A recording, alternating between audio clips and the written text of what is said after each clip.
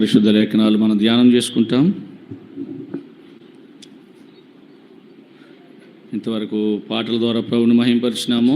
తిరిగి చాలా ప్రాముఖ్యమైన సమయము, వాక్య సమయము. ప్రభు మాట్లాడే దేవుడు కనుక అట్లాంటి దేవాది దేవుని మనసాగరగా ఆరాధించినట్లుగా మనము దేని యొక్క వాక్యాన్ని ధ్యానం చేస్తాం. దినవృత్తాంతముల 2వ గ్రంథము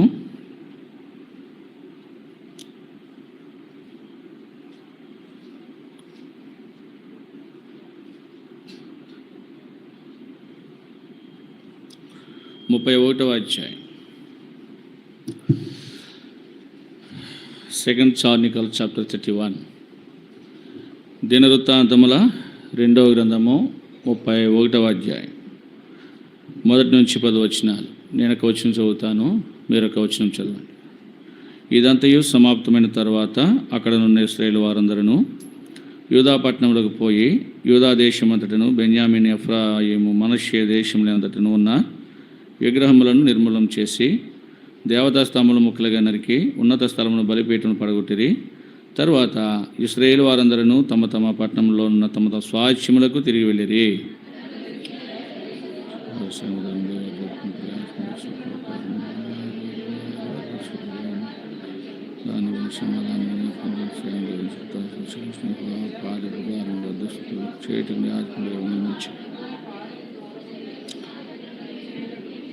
మరియు యెహోవా ధర్మశాస్త్రమునందు రాయబడిన విధిని బట్టి జరుగు ఉదయాస్తమయముల దహన బలులను విశ్రాంతి దినములకును అమావాస్యలకును నియామక కాలములకును ఏర్పడి ఉన్న దహన బలులను అర్పించుటకై తనకు కలిగిన ఆస్తిలో నుండి రాజు ఒక భాగమును ఏర్పాటు చేసెను.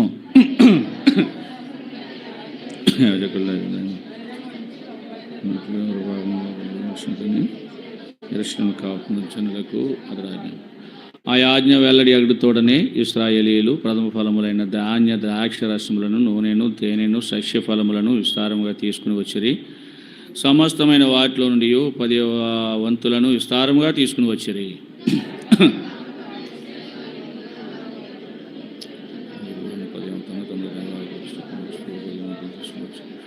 కుప్పలుగా కూర్చి వారు 3వ మాసమందు కుప్పల వేయను ఆరంభించి 7వ మాసమందు ముగించిరి.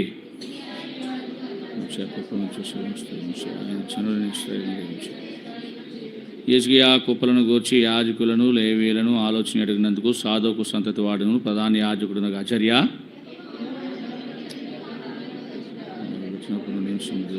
చేసిన చాలా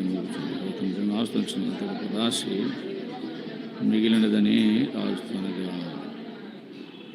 దేవుని సహాయం కొరకు ప్రార్థనలో ప్రభు వైపు మనం చూసేవారము ఉంటాం. మహాప్రేమ గల మా తండ్రి, మమ్మల్ని ప్రేమించిన మా ప్రేమని యేసు ప్రభువా, మీ శ్రేష్టమైన ఉన్నతమైన నామం కొరకు వందనాలు. సహాయపడుతురండి దేవా, పాటల ద్వారా మహిమపరచుడు కొరకై దేవా మీరు మాకు ఇచ్చిన ఈ గొప్ప సమయం కొరకు, మంచి సమయం కొరకు వందనాలు. తిరిగి వాక్యం దగ్గరికి వస్తూ ఉన్నాం, మీరే మాట్లాడుతురండి. నీ ప్రేమ, మీ దయ, మీ వాత్సల్యత ఈ చిన్న మంద పక్షాన అనుగ్రహించుకుంటూరండి. చిన్న మంద భయపడొద్దు, మీకు రాజ్యము అనుగ్రహించడానికి తండ్రికి ఇష్టమైందని చెప్పారు. ప్రభా, మా పక్షంగా మాకు రాజ్యం ఇవ్వడానికి మీరు ఇష్టపడుతూ వచ్చారు. చిన్న మందలో చిన్నవాళ్ళముగా మేము చేరి దేవ ఆత్మతో సత్యముతో ఆరాధించినట్లుగా మేము సమకూర్చి మీ కూర్పు కొరకే వందనాలు. దేవా, సమయానికి వచ్చిన ప్రియుల కొరకు వందనాలు. ఇంకెవరైతే నిర్లక్ష్యంగా ఆలక్ష్యంగా మరి సమయాన్ని సద్వినియోగం చేసుకోలేని వారు ఉంటున్నారు, వారితో మాట్లాడుతూరండి. దేవా, నీ సన్నిధి అంటే భయము వారికి అనుగ్రహించుకుంటారండి. దేవా, నీ ప్రభావం, నీ ప్రసన్నత ఈ స్థలంలో ఉంచండి. చదవని వాక్య లేఖనాలను దీవించండి, చెప్పబోయే వాక్యాన్ని కూడా దీవించండి. ఈ దాసుని అభిషేకించుకుంటారండి. దేవా, నేను కాదు మాట్లాడేది, మీరే మాట్లాడుతారండి. బోరుగా వాడుకోండి, సహాయం దయచేయమని యేసు నామములో వేడుకుంటున్నాం తండ్రి, ఆమేన్.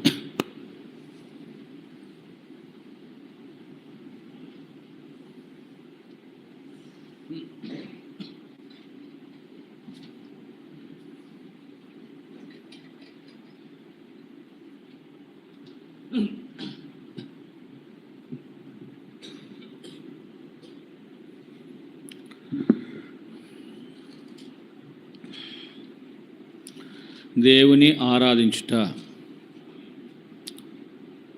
ఆరాధన అంటే అర్పించుట. అందుకే మనం కీర్తన గ్రంథంలో ఒక మాట చూస్తాము, యెహోవాను స్తుతించుట మంచిది అన్నాడు. యెహోవాను స్తుతించుట మంచిది, అది మనకు మంచి కార్యం. యెహోవా ఎవరంటే ఆయన కూడా మంచివాడే. ఆయన కూడా ద లార్డ్ ఈజ్ గుడ్. ఆయన మంచి దేవుడు. ఒక మంచి దేవుని స్తుతించుట అది మంచి కార్యమని కీర్తనకారుడు స్పష్టంగా చెప్తూ వచ్చాడు. ఆయన సేవించడానికి, ఆయన గణపరచడానికి, ఆయన స్తుతించడానికి మనం వచ్చినాం. ఆయన మరి స్తుతించే ముందు మనం చదువుని యొక్క వాక్య లేఖనాలను దేవుడు అలనాడు తన ప్రజల పక్షాన, ఇశ్రాయేలు పక్షాన ఏం చేస్తూ వచ్చాడో, మనమంటి బ్రతుకుల్లో దేవుడు మన పక్షాన్ని ఏం చేస్తూ వచ్చాడో, ఈ వాక్యాన్ని బట్టి మనం ప్రభువును ఆరాధించవలసిన వారంగా ఉన్నాం. ఆయన ఉపకారాలను బట్టి ప్రభువును మనము సేవించవలసిన వారంగా ఉన్నాం. ఇశ్రాయేలు ప్రజలు యోధా పట్టణంలో పోయి యూదా దేశంలో బెన్యామీను, ఎఫ్రాయిము, మనష్షే దేశంలో ఉన్న విగ్రహాలను నిర్మూలన చేశారు. దేవతా స్తంభాలు ముక్కలుగా నరికేశారు. ఉన్నత స్థలం బలిపీఠం పడగొట్టారు. తర్వాత ఇశ్రాయేలు వారందరూ తమ పట్టణంలో తమ స్వాస్థ్యములకు తిరిగి వెళుతూ వచ్చారు. ఇక్కడ మనం చూస్తే ఇశ్రాయేలు దేశం, యోధావారు ఉండే ప్రదేశం అంతా కూడా, మరి ముఖ్యంగా ఇజ్రాయేల్ దేశంలో యోధా పట్టణము, దాని యొక్క పరిస్థితి ఎలాగుందంటే దిగంబరి గల దేశం అయిపోయింది. దిగంబరి అంటే అర్థం ఏంటి? వస్త్రములు లేవు. వస్త్రములు లేని వాళ్ళ పరిస్థితి ఎలా ఉంటుంది? చాలా సిగ్గుతో ఉంటారు. ఎలా ఉంటారండి? ఆ దేశం అంతా కూడా, అంటే ఆ ప్రాంత్యములు ఉండే వాళ్ళందరూ కూడా చాలా సిగ్గు, అవమానంతో వాళ్ళు బ్రతుకుతూ ఉన్నారు. కారణం ఏంటంటే అప్పటి రాజు ఆహాజు, ఆయన పేరు. ఆయన ఏం చేశాడంటే దైవ ఆరాధన జరగవలసిన ఆ స్థలములో ఆరాధన జరగనివ్వలే. చూడండి 28వ అధ్యాయం, దినవృత్తాంతం 2వ గ్రంథము 28వ అధ్యాయం 1వ వచనం. ఆహాజు ఏలన ఆరంభించినప్పుడు 20 సంవత్సరం వాడి యెరూషలేములో 16 సంవత్సరాలు ఏలినతడు తన పితరుడు దావీదు వలె యెహోవా దృష్టికి యథార్థంగా ప్రవర్తించలేదు. యెహోవా మన కింద చదివితే అర్థమవుతుంది. దావీదు వలె యెహోవా దృష్టికి ఎలాగంట? యథార్థముగా. దేవుని దృష్టికి ఏం చేయలేదు? యథార్థముగా ఏం చేయలేదంట? ప్రవర్తించలేదు. దావీదు వలె. మరి యథార్థముగా లేడతడు. ఆహాజు ఎలా ఉన్నాడు? దేవుని దృష్టికి యథార్థముగా లేడు. ఎందుకు లేడంటే అతడు ఆ దేవతా స్తంభాలు, పోత విగ్రహాలు, మరి ఇవన్నీ కూడా ఇజ్రాయేలు దేశంలో ప్రతి పచ్చని చెట్టు క్రింద బలులు అర్పించుకుంటూ, మరి దేశమంతటిని కూడా, ఆ దేశ నివాసులందరినీ కూడా దేవుని ఆరాధించవలసిన స్థలాన్ని ఏం చేశాడు? విగ్రహారాధన, దేవుని సన్నిధిని లేకుండా చేశాడు. అందుకే ఆ ఆహాజు గురించి ఏం రాశాడంటే ఇదే 28వ అధ్యాయం 19వ వచనంలో, ఆహాజు యోధా దేశమును దిగంబరినిగా చేసి యెహోవాకు ద్రోహము చేసి ఉండని గనుక యెహోవా ఇశ్రాయేలు రాజును ఆహాజు చేసిన దాన్ని బట్టి యోధా వారిని హీనపరచెను. ఇక్కడ మనం చదువుతూ వస్తూ ఉన్నాం. ఆహాజు ఏం చేశాడు? యూదా దేశాన్ని దిగంబరిగా చేయడమే కాదు, యెహోవాకే ద్రోహం చేశాడు. యూదా వారందరినీ హీనముగా చూచినట్లుగా చేసేసాడు. అలాంటి పరిస్థితులలో ఇంకా ఎంత భయంకరంగా చేశాడంటే 24వ వచనంలో మనం చూస్తే 28, 24లో ఆహాజు దేవుని మందిరపు ఉపకరణం సమకూర్చేవాడిని తెగగొట్టించేశాడు. యెహోవా మందిరపు తలుపులు మూసేశాడు. యెరూషలేము అంతట బలిపీఠములు, మందిరం యొక్క తలుపులు మూత వేసేశాడు. దావీదు వలె యథార్థంగా ప్రవర్తించలేదు. దావీదు మందిరం అంటే ఎంతో ప్రేమ ఉండేది. దావీదుకు మందిరం అంటే ఎంతో ఆశ ఉండేది. దావీదుకి మందిరం అంటే చిరకాలము, ఏమంటాడు? చిరకాలము నేను యెహోవా మందిరములో నివసింపగోరుచున్నానంటాడు దావీదు. కానీ ఈ మనుషుడు ఎవరండి? దావీదు సంతానంలో పుట్టి, దావీదు వంశంలోంచి వచ్చి ఈ ఆహాజ్ అనే ఈ వ్యక్తి ఏం చేస్తున్నాడు? మందిరం యొక్క తలుపులే మూత వేశాడు. తాను పోడు, ఇతరులను కూడా పోనేవుడు. ఆ స్థితికి తీసుకొచ్చేసాడు. ఏదో వారు హీన స్థితికి వచ్చేసారు. అలాంటి పరిస్థితులలో ఈ ఆహాజు అనేవాడు చనిపోయాడు. ఈ ఆహాజు చనిపోయాడు, కానీ అతని పరిస్థితి మనం చూస్తే రాజుల సమాధుల్లోని, అంటే వీళ్ళందరికీ రాజులకు సంబంధించి దావీదు ఒక సమాధిలో దొడ్డు ఉంటుంది. ఆ రాజులు మాత్రమే అక్కడ పాతి పెట్టబడతారు. అయితే ఆ దొడ్డిలో లేక సమాధుల దొడ్డిలో రాజులకు సంబంధించిన శ్మశాన భూమిలో అతను ఏం చేయలేదంట, పాతి పెట్టబడలేదు. కారణం ఏంటి చూడండి, రాజుల సమాధులకు తేబడలేదు. ఆ భాగ్యం అతను దక్కలేదు. చివరికి తన శవము కూడా రాజుల సమాధుల్లో లేదు, బయట ఎక్కడో పాతి పెట్టేశారు, వేరే చోట పాతి పెట్టేశారు. అలా హీనంగా చచ్చాడు చివరికి ఆహాజు రాజు. కారణం ఏంటంటే దేవుని యొక్క ప్రదేశాన్ని విగ్రహం గల దేశంగా మార్చేశాడు. యోధావారందరినీ హీనపరిచేశాడు. ఈ విధంగా దిగంబరి గల దేశంగా, సిగ్గుతో అవమానంతో బ్రతికే దేశంగా దాన్ని చేశాడు. మరి ఎలా? అట్లాంటి పరిస్థితులలో అతని కుమారుడైన హిజ్కియా ఆయన పేరు, ఆయన రాజవుతూ వచ్చాడు. ఆయన ఏలాన ఆరంభించినప్పుడు 25 ఏండ్లవాడు, 25 ఏండ్లవాడు అంటే 25 ఇయర్స్, 25వ సంవత్సరాన్ని రాజు అవుతూ వచ్చాడు. తండ్రి స్థానంలోకి వచ్చాడు. ఎవరు రాజు అన్నమాట, ఇప్పుడు రాజు అయిపోయాడు. 29 సంవత్సరములు పరిపాలన చేశాడు. అతని తల్లి పేరు అబియా. అతడు 29వ అధ్యాయము 2వ వచనంలో మనం చూస్తే, దినవృత్తాంతంలో 29:2లో మనం చూస్తే చదవండి. అతడు తన పితరుడు దావీదు చర్య అంతటి ప్రకారం యెహోవా దృష్టికి, చూడండి, ఇలా తండ్రి ఏమో యథార్థత లేకుండా చచ్చాడు. అయితే కుమారుడైన హిజ్కియా ఏం చేస్తున్నాడో యథార్థతలో ఉన్నాడు. మనం అలాగే నిర్గమాకాండంలో మనం చూస్తే ఈ కోరాహు గురించి మనం చూస్తే కోరాహు గురించి మనం చూస్తే ఇశ్రాయేలు ప్రజల్లో ఉన్న కోరాహు, అతనిలో యథార్థత లేదు, అతడిలో దైవ భయం లేదు. కానీ వాళ్ళ కుమారులకి ఏముంది? దైవ భయం ఉంది. తండ్రి యొక్క పాపంలో వారు పాలిభాగస్తులుగా లేరు. తండ్రి గుడారాలు విడిచిపెట్టి వాళ్ళు దేవుని సేవకుడైన మోషే పక్షాన నిలబడుతూ వచ్చారు, దేవుని పక్షాన్ని నిలబడుతూ వచ్చారు. అందుకే వాళ్ళు బ్రతికించబడుతూ వచ్చారు. అలాగే హిజ్కియా కూడా తన పరిస్థితి మనం చూస్తే తండ్రి పాపంలో పాలివాడిగా లేడు, తండ్రికి చెప్పినా వినేవాడి కాదు. అలాంటి ఇతడు తనకు అవకాశం వచ్చింది. ఇప్పుడు ఎప్పుడైతే తను రాజు అవుతూ వచ్చాడో తన తండ్రి అయితే యథార్థంగా ప్రవర్తించలేదు, కానీ ఇతడైతే ఎలా ప్రవర్తించాడంట? యథార్థంగా ప్రవర్తించాడు. యథార్థంగా ప్రవర్తించి ఏం చేశాడు? మొట్టమొదటిగా రాజు అవగానే తను చేసిన పని ఏంటంటే 3వ వచనము, అతడు తన ఏలుబడి యందు మొదటి సంవత్సరం మొదటి నెలను యెహోవా మందిరపు తలుపులు తెరిచి వాటిని మూతబడిపోయిన మందిర తలుపులు తెరిచాడు, తాళాలు తీశాడు, తాళాలు పగలగొట్టాడు, మందిర తలుపులు తెరిచాడు, దాన్ని శుభ్రపరిచాడు, లేవీల్ని ఏర్పరిచాడు. నా కుమారులారా, యెహోవా మిమ్మల్ని ఏర్పరచుకున్నాడు, 11వ వచనంలో మీరు అశ్రద్ధ చేయొద్దు అని ఆ యాజకత్వం చేయటకై లేవీలను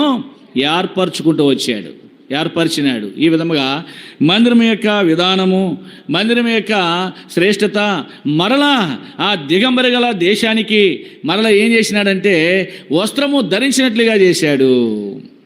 వారి దిగంబరత్వాన్ని పోగొట్టేశాడు. ఎలా పోగొట్టాడంటే ఎప్పుడైతే అతడి యొక్క మనం చదువుతూ ఉంటే ఆ ప్రోత్సహిస్తూ మందిరం గురించి చెబుతూ మందిరం యొక్క ప్రార్థనలు ఆరాధనలు ఎప్పుడైతే అక్కడ ప్రారంభం అవుతూ వచ్చినాయో మరలా యూదా దేశంలో ఏమైంది?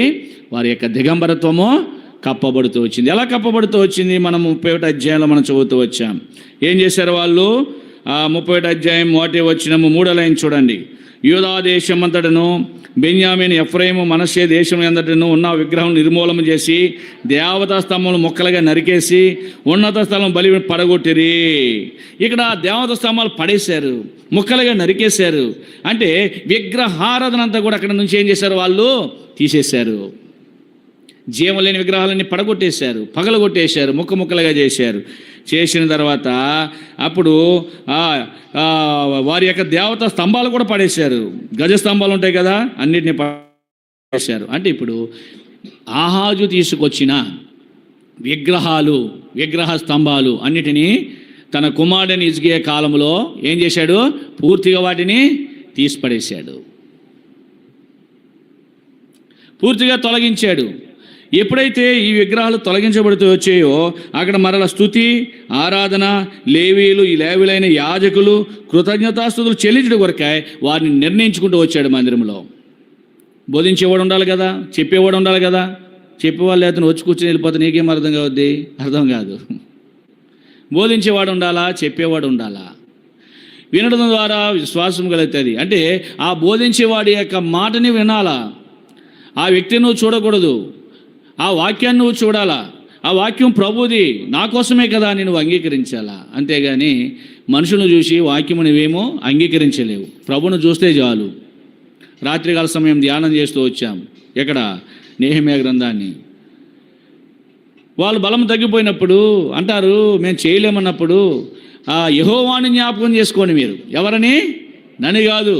నన్ను చూస్తే మీరు ఎలాగే చెప్తారు, యెహోవాను జ్ఞాపకం చేసుకోండి. ఈ విధముగా దేవుడు ఆ దైవ సన్నిధిని మరలా తన కుమారుడైన హిజ్కియా రాజు అవగానే మందిరాన్ని బాగు చేయడం మొట్టమొదటిగా తన కన్నంత మందిరం మీద పడ్డది. అర్థమైందండి? మందిరాన్ని ఏం చేయాలా?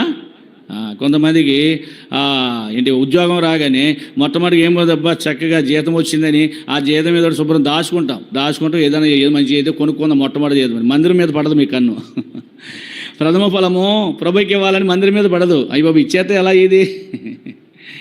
కానీ హిజ్కియా ఏం చేశాడు? రాజు అవగానే తన దృష్టి అంతా ఎక్కడుందట? మందిరం మీదే ఉంది. బాగు చేసుకుంటూ వచ్చాడు. ఇప్పుడు ఏర్పరచబడిన యాజకులు, లేవీలైన యాజకులు ధైర్యం వహించి చూడండి. 4వ వచనం, 37వ అధ్యాయం 4వ వచనం. మరియు యెహోవా ధర్మశాస్త్రమును బట్టి యాజకులను లేవీలను ధైర్యం వహించి తమ పని జరుపుకున్నట్లు ఎవరి భాగంలో వారు చేయవలసిన యెరూషలేములో కాపురమున్న జనులకు అతడు ఆజ్ఞాపించెను. దేవుని యొక్క వాక్యానుసారంగా వారు మాట్లాడుతూ ఉన్నారు. వాక్యం ద్వారా వారికి బోధిస్తున్నారు. ధర్మశాస్త్రమును బట్టి, వాక్యమును బట్టి యాజకులు, లేవీలు అక్కడ వారి పని జరగాల. పని జరగాలంటే ఏం చేయాలా?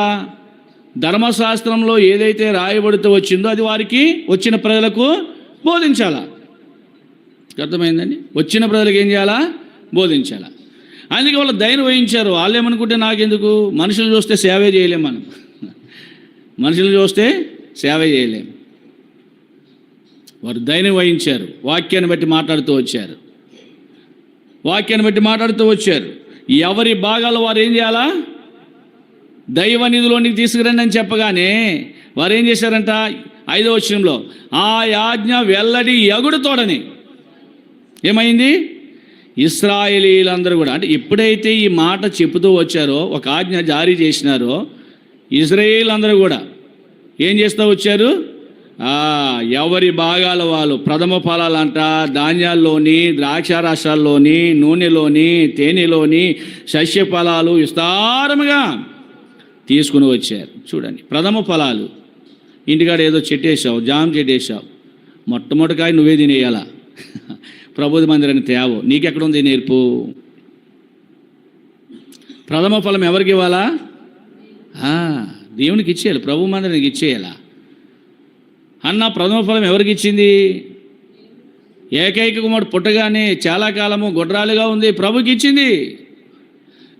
అందుకే దేవుడు మరల 5 మంది పిల్లలను కలగజేశాడు. వారి ఆమెకి ఇచ్చింది కనుకనే అంత ఆశీర్వాదము ఆమెకు వచ్చింది. వీళ్ళందరూ కూడా ఏం చేస్తారంటే ప్రథమ ఫలాలు అన్నీ తీసుకున్నారు. ప్రతి ధాన్యాల్లో, ద్రాక్షారసాల్లో, నూనెలో, తేనెలో. మరి ఇంకా మనం చూస్తే ఎలా తీసుకొచ్చారంటే వాళ్ళు 10వ వంతులు కూడా తెచ్చారు. అది ఎలా తెచ్చారంట? చేతులు కట్టినవు విస్తారముగా. ఎలా తెచ్చారండి?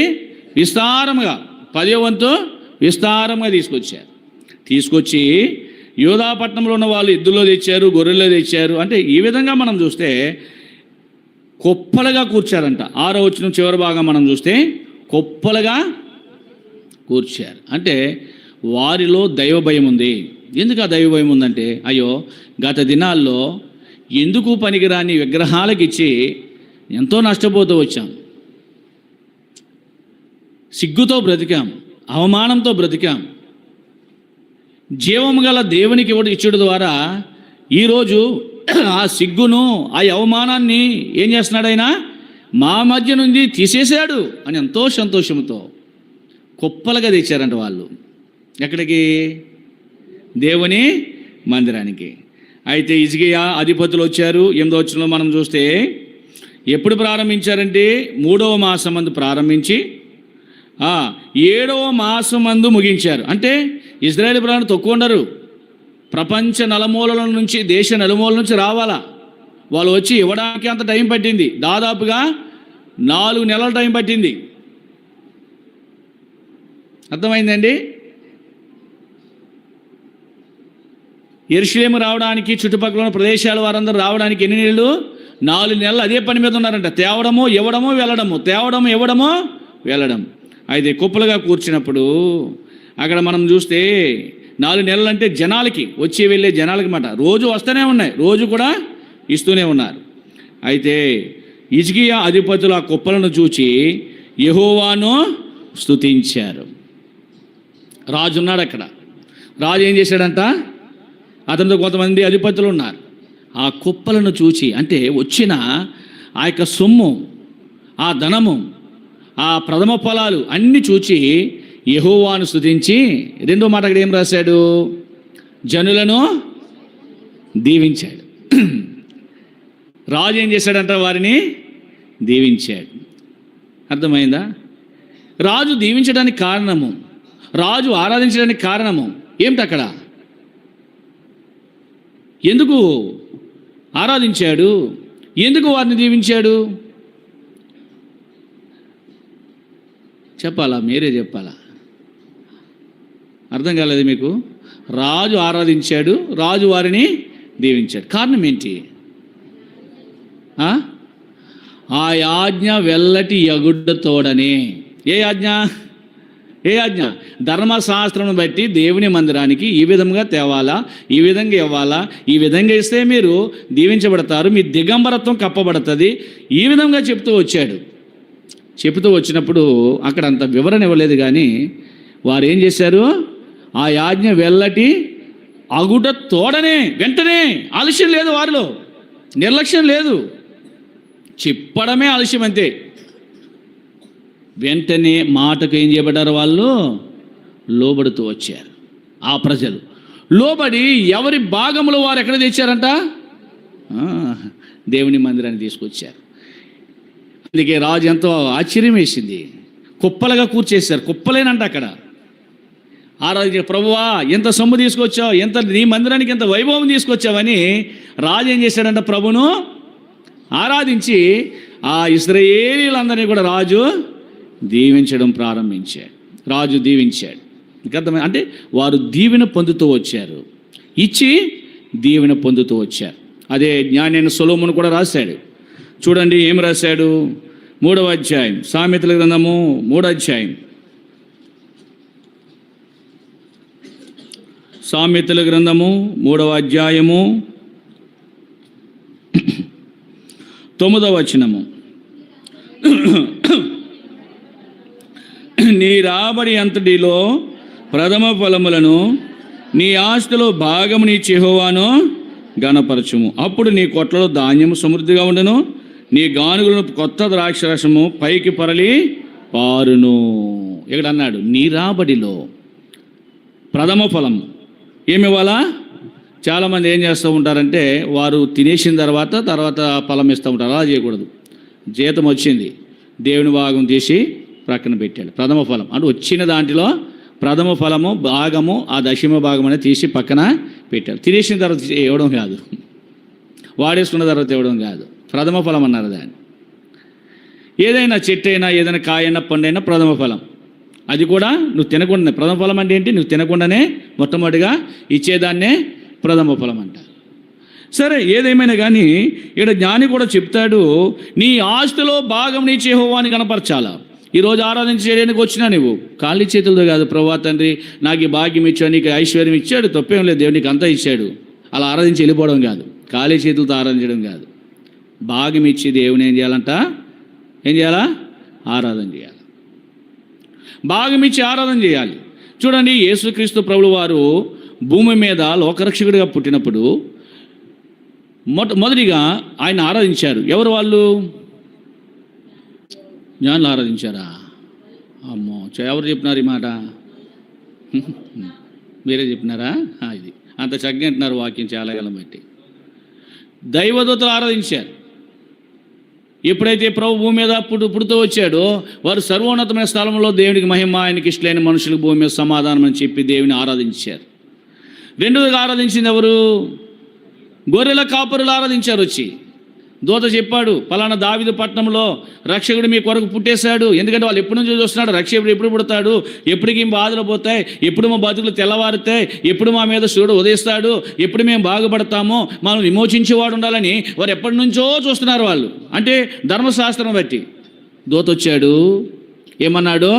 నేరు అంటే వారి యొక్క ఆశ వాళ్ళకి చెప్పాలి కనుక చెప్పాడు. ఎంతమంది లేరు అక్కడ? ఆ దేశంలో ఎంతమంది లేరు? కానీ గొర్రెల కాపర్ల దగ్గర ఎందుకు వచ్చారంటే వారికి అంత ఆశ ఉంది మెస్సియా గురించి. అందుకే అక్కడికి వచ్చి ఏమన్నాడంటే వాళ్ళు భయపడ్డారు. రాత్రి వేళ వాళ్ళు చలి కాచుకుంటే సడన్గా దైవదూత ప్రత్యక్షమైంది. భయపడుతున్నారు. భయపడకండి, మీకు శుభార్త తీసుకొచ్చాను. దావీదు పట్టణంలో నేడు రక్షకుడు మీ కొరకు పుట్టినాడు. చూడండి, ఆ దావీదు పేరే వచ్చేసింది ఆ ఊరికి. వాస్తవానికి ఏంటది? ఆ ఊరి పేరేంటి? బెత్లెహేము. కానీ బెత్లెహేముకి ఏం పేరు పెట్టేశారు? దావీదు ఊరు మాట. బెత్లెహేము అనే ఊరికి ఏ ఊరు పేరు ఏ పేరు పెట్టారు? అందుకని బెత్లెహేము అని చెప్పలేదు. ఏమంది దైవదూత వచ్చి?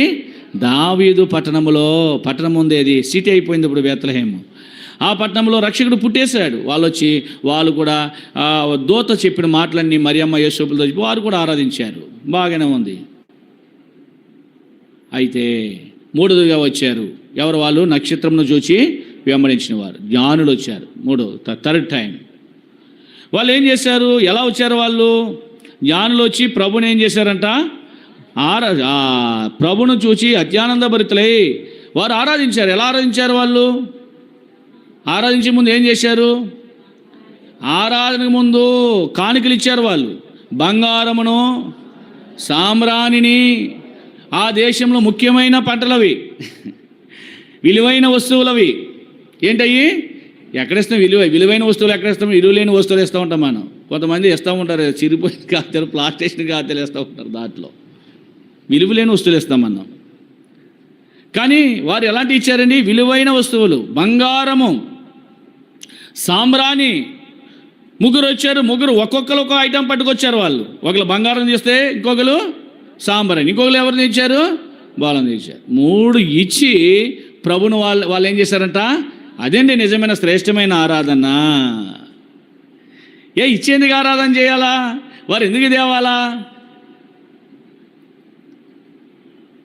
ప్రభువా, నీవు మా కొరకు పుట్టావు, మా కొరకు ఇదంతా ఇచ్చావు.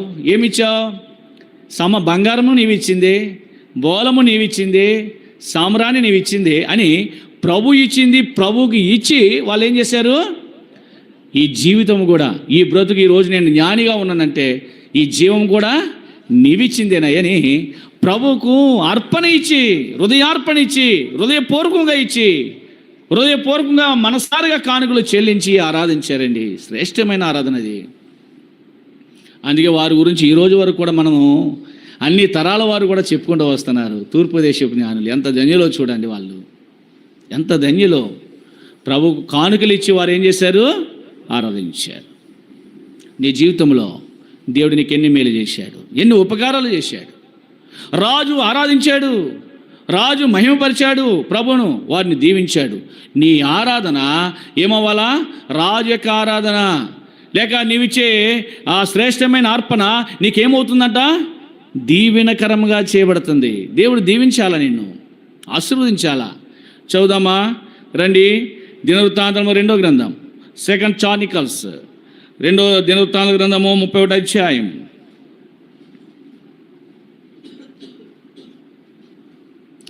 తొమ్మిది 10 వచనాలు. హిజ్కియా కుప్పలను గూర్చి యాజకులను లేవీయులను ఆలోచన అడిగిన సాధుకు సంతతి వాడును ప్రధాన యాజకుడు నాకు అజర్య యెహోవా మందిరములోనికి జనులు కానుకలు తెచ్చుట మొదలు పెట్టినప్పటి నుండి మేము సమృద్ధిగా భోజనం చేసి చాలా మిగులుచున్నది. యెహోవా తన జనులను ఆశీర్వదించినందున ఇంత గొప్ప రాశి మిగిలిన రాజుతో అనగా.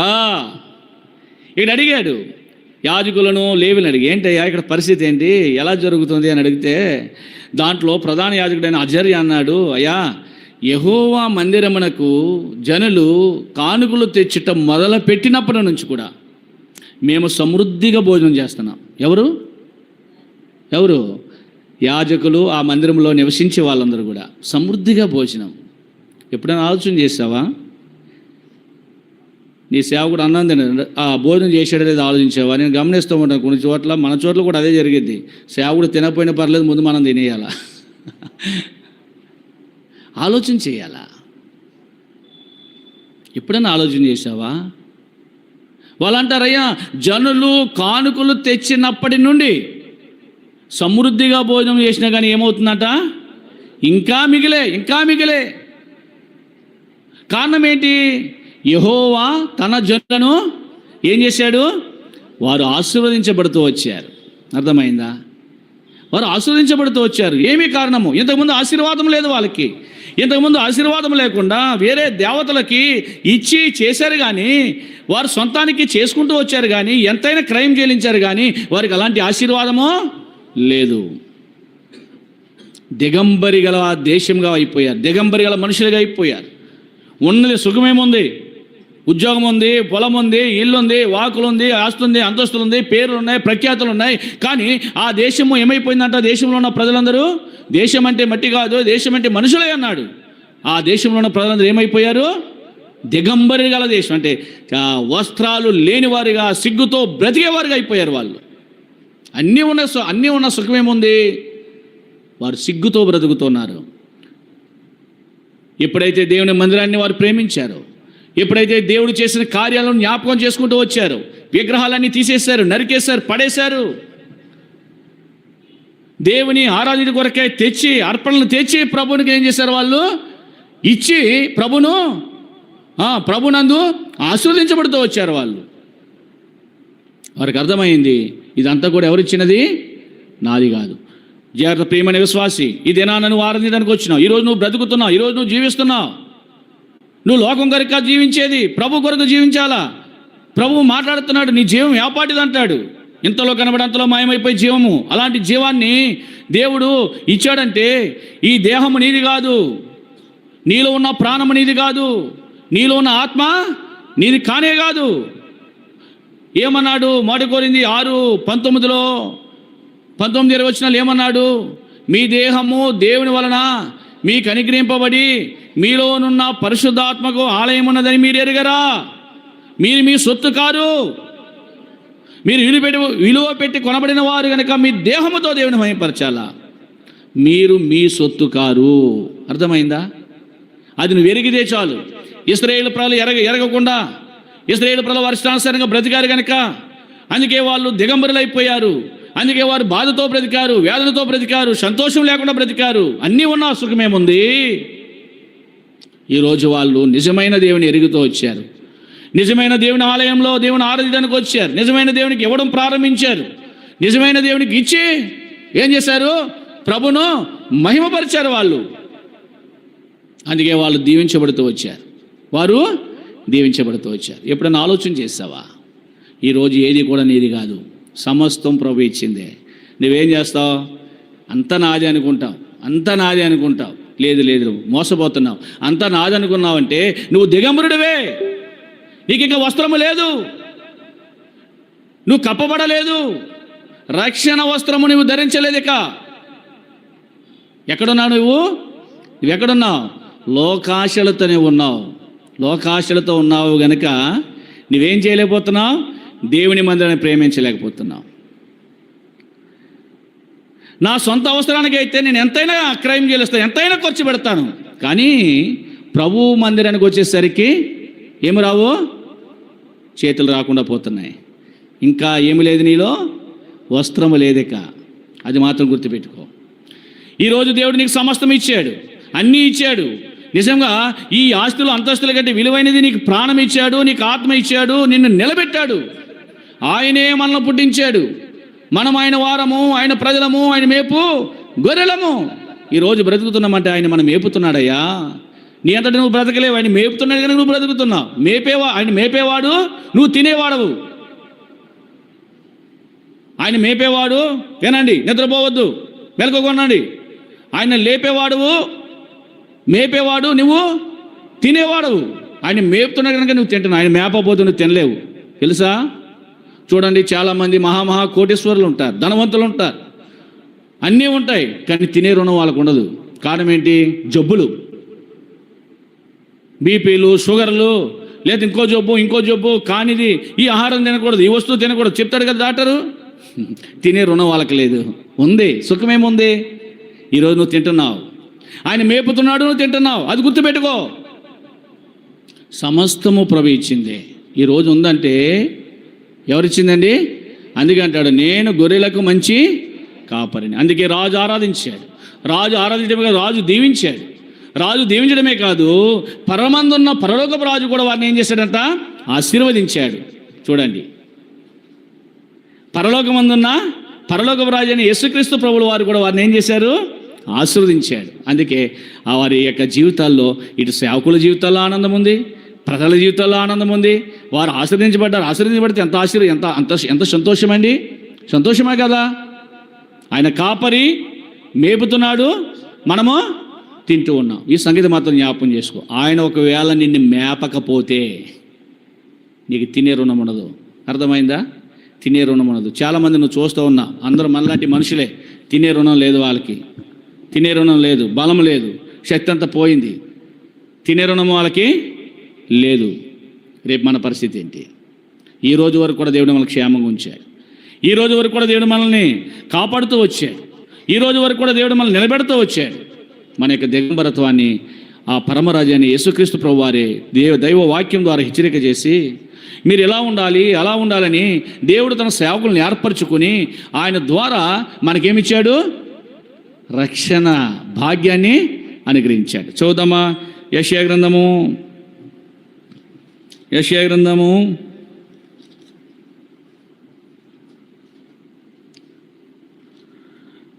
61వ అధ్యాయం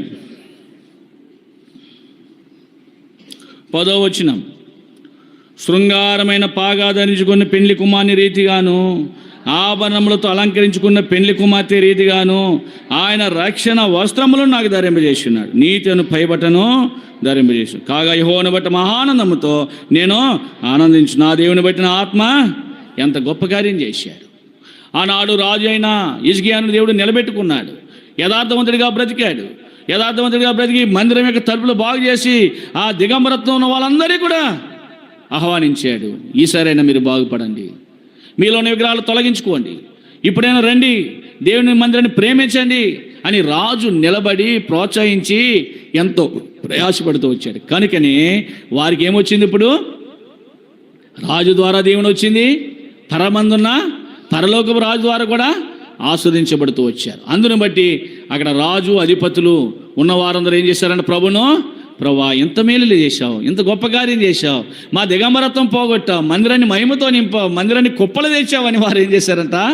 ఆరాధించారు, దేవుని సేవించారు. నీ పరిస్థితి ఏంటి? దేవునికి ఏ మేలు చేయలేదా? దేవునికి ఆ ఉపకారం చేయలేదా? ఈరోజు నేను మేపుతున్నాడన్న సంగతి మర్చిపోయావా? ఈరోజు నేను పోషిస్తున్నాడన్న సంగతి మర్చిపోయావా? ఆయన లేకపోతే మనకి భాగ్యం లేదు. అందుకే ఇక్కడ రాసినాడు, ఆయన రక్షణ వస్త్రమును నాకు ధరింపజేశాడు. ఇంతకుముందు రక్షణ లేని వస్త్రం నేను ధరించుకున్నాను, మురికి వస్త్రం ధరించుకున్నాను, ఆ మురికి గుడ్డలు నేను ధరించుకున్నాను. మా నీతి క్రియలను మురికే, వాసనే. చదువుదామా మాట చూడండి. 64 యెషయా గ్రంథము 64:6. త్వరగా యెషయా గ్రంథం 64:6. మేమందరము అపవిత్రుల వంటి వారమైతిమి, మా నీతి క్రియలన్నీ మురికి గుడ్డల వలె నాయను, మేమందరం ఆకు వలె వాడిపోతుమి, గాలి వాన కొట్టుకుని పోనట్లుగా మా దోషం మనం కొట్టుకుని. ఇది మానవుని యొక్క పరిస్థితి. మురికి గుడ్డలు లాంటి వాళ్ళం మనము, కొంపు కొట్టే లాంటి జీవితం మనది, పనికిరాని జీవితము. ఇట్లాంటి వాళ్ళను ఆనాడు యూదా దేశం దిగంబరత్వంతో పోయిన ఆ దేశాన్ని ఏ విధంగా అయితే హిజ్కియాని ఎన్నుకుని దేవుడు హిజ్కియా ద్వారా వారికి ఉన్న దిగంబరత్వాన్ని కప్పేశాడు, వారిని ఆస్వాదించాడు, వారిని గణపరుచుకుంటూ వచ్చాడు.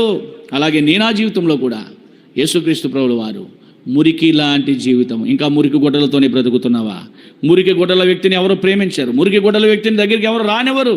కానీ దేవుడు నిన్ను ప్రేమిస్తున్నాడు. నీ మురికి పోగొట్టడానికి, నేను శుద్ధీకరించడానికి, నేను బాగు చేయడానికి కొరకు దేవుడు మరొకసారి మనకు ఇటువంటి భాగ్యం ఇచ్చాడు. మన జీవితం ఏంటో మనకు నేర్పించుకుంటూ వచ్చాడు. మన జీవితం ఈ లోకం కాదు, ఈ లోకపు విగ్రహము కాదు, ఈ లోకము ధనము కాదు. ఈ లోకములో సమస్తం ఇచ్చిన ఆ దేవునిదే జీవము, ఆ దేవునిదే జీవం. మీరు మీ సొత్తు కాదు. సొత్తు కానీ నిన్ను దేవుడు ఏం చేశాడు? నీ సొత్తు కానీ నిన్ను దేవుడు తన సొత్తుగా అని ఆయన ఆలోచన చేసి తన సొత్తుని ఆయన ప్రేమించి ఆ సొత్తుని ఆయన విడిచిపెట్టకుండా ఏం చేశాడంటే ఆయన రక్షణ వస్త్రాన్ని తీసుకొచ్చాడు, నీకు రక్షణ ఇచ్చాడు. ఆ రక్షణ వస్త్రం ఎప్పుడైతే కప్పబడుతూ వచ్చిందో ఏమయ్యారంటే వాళ్ళు మహా ఆనందము. ఎలాంటిది వచ్చిందండి? గొర్రెల కాపరులు ఆనందంతో వెళ్ళారు. తూర్పు దేశపు జ్ఞానులు ఎంతో ప్రయాసపడి వచ్చారు. ఎంత ప్రయాసపడ్డారో తెలిసి నక్షత్రాన్ని చూసి నడుచుకుంటూ వచ్చారు. వాళ్ళు వేరే దేశం నుంచి వచ్చారు. దాదాపుగా ఈ తూర్పు దేశ యొక్క జ్ఞానుల గురించి మనం చూస్తే వారు ఎంత ప్రయాసపడుతూ వచ్చారంటే యెరిషా అంటే వారుండే తూర్పు దేశానికి ఈ బెత్లెహేముకును ఇంచుమించు అంట 1650 కిలోమీటర్ల దూరం అట. 1650 కిలోమీటర్ల దూరము వారు నడుచుకుంటూ వచ్చారన్నమాట తూర్పు దేశాన్ని నుంచి ఆ బెత్లెహేం ప్రాంతానికి. ఎంత ప్రయాసపడ్డారండి వాళ్ళు. దేనికోసము వారు సమస్తం ఇచ్చిన దేవుని మహింపరచాలని, గణపరచాలని ఇచ్చి, ప్రభువా ఇదంతా నీవు ఇచ్చిందని ఆయనకి ఇచ్చి గణపరచాలని వచ్చారు. మరి నీ పరిస్థితి ఏంటి? జ్ఞాపకం చేసుకో. ఈరోజు సమస్తము ప్రభు ఇచ్చాడు. సమస్తము ప్రభు ఇచ్చి మనల్ని ఏం చేస్తున్నాడు? పోషిస్తున్నాడు. సమస్తము దేవుడు మనకు ఇచ్చి భద్రపరుచుకుంటూ వచ్చాడు. రక్షణ వస్త్రాన్ని మనకు ధరింపజేశాడు. ఆనందించిన వారమై, దీవించబడిన వారమై ఈరోజు దీవించబడ్డామంటే అది దేవుని కృప కాదా? ఈరోజు సమస్తం అనిపిస్తున్నామంటే దేవుని కృప కాదా? ఈరోజు నువ్వు కొనకుండానే ఊపిరి పీల్చుతున్నావంటే దేవుని కృప కాదా? ఊపిరి ఆగితే నీ పరిస్థితి ఏంటి? నువ్వు పీల్చే ఆయన ఏం చేశాడు? నేలమట్టితో నిర్మాణం చేసి ఏం చేశాడంట? నాసికారంధ్రములు, ఎక్కడ ఇవి నాసిక ఇక్కడికి వచ్చి ఆయన ఊదాడంట. ఏం రాశాడు అక్కడ? జీవవాయువు ఊద. అంటే ఆయన జీవముతో కూడిన గాలిని ఊదాడు. ఊదగానే నరుడు ఏమయ్యాడు? జీవాత్మ అయిపోయాడు. అంటే ఇక్కడి నుంచి వెళ్ళింది ఆ జీవాత్మ. ఎక్కడి నుంచి వెళ్తుంది గుర్తుపెట్టుకోండి. అప్పుడు వదిలిపెట్టాడు. ఎప్పుడు? ప్రారంభంలో ఆది మానవుని కలిగేసినప్పుడు దేవుడు ఒక్కసారి చేశాడు ఆ పని, ఊదాడు. ఈ రోజు వరకు కూడా ఈ గాలిని మనం వేస్తున్నాం. ఈ గాలి ఆగిపోతే నీ పరిస్థితి ఏంటి? ఎప్పుడన్నా ఆలోచన చేసావా? నువ్వు పీల్చే గాలి కాసేపు ముక్కు నోరు మూసుకుంటే ఏమవుతుంది? పోతాం. వదిలేసేసి ఏమవుతాం? నువ్వు పీల్చే గాలి ఎవరిచ్చింది? ప్రభువా ఈ గాలి నీవు నాకు ఇచ్చావు, ఊపిరి నాకు ఇచ్చావని ఎప్పుడన్నా ఆరాధించావా? ఎందుకు బతుకుతున్నావు కదా, అందరూ బతుకుతున్నారు, నేను బతుకుతున్నాను అంతే. అదే ఆలోచన చేసావు. కానీ ఎప్పుడైనా ఈ ఊపిరి నాకు ఇచ్చావు తండ్రి, ఈరోజు ఉచితంగా ఇచ్చాడు. ఏదైనా డబ్బిచ్చుకుంటున్నాడా? డబ్బిచ్చాడా ఆయన? డబ్బిచ్చావు నువ్వు ఆ ఊపిరికి? ఏమైనా సొమ్ము ఇచ్చావా? ఏమి ఇవ్వలే, ఉచితంగా ఇచ్చాడు దేవుడు నీకు.